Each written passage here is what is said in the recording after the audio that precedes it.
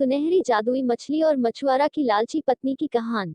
एक बार एक मछुआरा था जो समुद्र के किनारे एक टूटी हुई झोपड़ी में रहता था और दिन भर मछलियां पकड़ता और उन्हें बेचकर अपना घर चलाता था। लेकिन मछुआरा की पत्नी बहुत लालची थी। वो हर रोज मछुआरा से गाली गलौज और लड़ाई झगड़ा करती और कहती कि जाओ और ज्यादा मछलियां पकड़ो और उन्हें बेचकर खूब सारा पैसा मुझे ला कर दो। मछुआरा अपनी पत्नी के लालच से बहुत परेशान था और दिन भर समुद्र के किनारे बैठा रहता और मछलियां पकड़ता रहता, लेकिन मछुआरा अपनी जरूरत से ज्यादा मछलियां नहीं पकड़ता था। एक दिन मछुआरा अपनी छड़ी के साथ किनारे पर अपनी नाव में बैठा था और जगमगाती लहरों को देख रहा था। अचानक उसकी नाव पानी में गहराई में चली गई और जब मछुआरा संभला तो देखा कि उसके जाल में एक सुनहरी जादुई मछली फंस गई है। मछुआरा कुछ समझता उससे पहले ही उस सुनहरी जादुई मछली ने मछुआरा से कहा, मित्र मुझे जीवन दान दे दो और मुझे समुद्र में डाल दो, मैं एक सुनहरी जादुई मछली हूँ।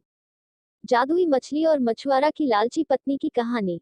मछुआरे ने कहा, अरे हाँ, मुझे इस बारे में अधिक जानकारी प्राप्त करने की आवश्यकता नहीं है। मुझे आपसे कोई लेना देना नहीं है, आप बात कर सकती है इसलिए आप जाइए और समुद्र में तैरिए। यह कहते हुए मछुआरे ने सुनहरी जादुई मछली को समुद्र में डाल दिया। जब शाम को मछुआरा अपने घर अपनी पत्नी के पास गया तो मछुआरे ने अपनी पत्नी को बताया कि आज उसने एक सुनहरी जादुई मछली पकड़ी थी, लेकिन वो उसके किसी काम की नहीं थी, इसलिए उसे वापस समुद्र में छोड़ दिया। यह सुनकर मछुआरे की लालची पत्नी ने कहा, अरे मूर्ख इंसान, ईश्वर ने तुम्हें रुपये कमाने का एक अवसर दिया था और तुमने उसे भी खो दिया। तुम उस सुनहरी जादुई मछली से जो कुछ भी मांगते वो तुम्हें अपने प्राणों को बचाने के बदले में दे देती। अब अभी के अभी जाओ और उस सुनहरी जादुई मछली को खोजो और उससे उपहार स्वरूप एक छोटी सी झोपड़ी मांगो। मछुआरे को अपनी पत्नी की बात बिल्कुल भी अच्छी नहीं लगी, लेकिन वो जानता था कि अगर वह अभी नहीं जाएगा तो उसकी पत्नी रात भर उसे सोने नहीं देगी और झगड़ा करेगी। इसलिए मछुआरा समुद्र के किनारे पर चला गया और समुद्र के किनारे पर खड़ा होकर जोर से चिल्लाया, मेरी पत्नी ने मुझे तुम्हारे प्राण बचाने के बदले में उपहार मांगने के लिए भेजा है। तभी सुनहरी जादुई मछली मछुआरे के पास तैर कर आए और बोली, अच्छा, तुम्हारी पत्नी की इच्छा क्या है? मछुआरे ने कहा, वो कहती है कि जब मैंने तुम्हें पकड़ा था तो मुझे तुम्हारे प्राण बचाने के बदले में तुमसे कुछ मांगना चाहिए था, इसलिए उसने मुझे कहा है कि मैं तुमसे एक छोटी सी झोपड़ी मांगू। सुनहरी जादुई मछली ने कहा, घर जाओ मछुआरे, तुम्हारी पत्नी की इच्छा पूरी हो चुकी है। लेकिन याद रखना, मैं तुम्हारी पत्नी की 3 इच्छाएं ही पूरी कर सकती हूँ और अंतिम इच्छा तुम्हारा वर्तमान होगा। मछुआरा अपने घर गया और अपनी पत्नी को एक अच्छी झोपड़ी के दरवाजे पर खड़ा देखा। मछुआरे की पत्नी ने मछुआरे को झोपड़ी के अंदर बुलाया और कहा, देखो, मेरी बात मानने का परिणाम क्या यह हमारी टूटी हुई झोपड़ी से अच्छी नहीं है? देखो, इस झोपड़ी में एक बेडरूम और एक रसोई घर भी है और झोपड़ी के पीछे एक छोटा सा बगीचा भी है जिसमें सभी तरह के फूल और फल लगे हैं और पीछे एक आंगन भी है जो बत्तखों और मुर्गियों से भरा हुआ है।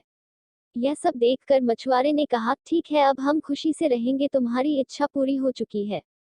जादुई मछली और मछुआरा की लालची पत्नी की कहानी। 2-3 सप्ताह तक तो सब कुछ सही चला। फिर मछुआरे की पत्नी ने मछुआरे से कहा, स्वामी, इस झोपड़ी में हमारे लिए पर्याप्त जगह नहीं है और आंगन और बगीचा बहुत छोटा है। घास की झोपड़ी में बरसात का पानी आता है, मुझे एक बड़ा पत्थर का महल रहने के लिए चाहिए। तुम फिर से सुनहरी जादुई मछली के पास जाओ और उससे कहो कि हमें एक महल दे दो।